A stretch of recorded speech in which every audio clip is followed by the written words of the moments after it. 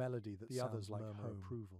You close your eyes of satisfaction and listen. rather than excitement. The snow around the They camp move glows efficiently. orange in the firelight. The fish are cleaned immediately. Above, the stars stars shimmer shimmer like like spilled far from salt the camp across to the keep sky. predators away. You breathe in the Some scent are hung of from pine wooden and racks damp to earth freeze and feel the solid, mountain shift, their bodies becoming almost natural storage. imperceptibly. Others are From wrapped winter in to hide spring and The carried thaw back to is the not shelter. sudden, it is a Nothing slow is wasted. forgiveness. Not a even gentle the reminder bones, that even the which will hardest later become seasons end. needles, tools, You or lean charms, back,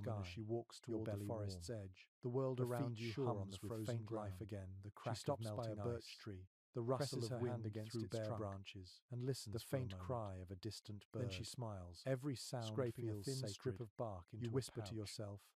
Ethnobotanists studying indigenous winter practices have long been astonished by this deep knowledge of the land, more warmth. Many native nations understood that trees and roots held power. This is enough. Even when the rest of the forest seemed lifeless. For once feels gentle. Birch bark was prized. The stars shimmer above you like watchful eyes. Willow bark was steeped in water to ease pain. Full not of food. Cedar needles were boiled to make tea. The snow is almost gone now.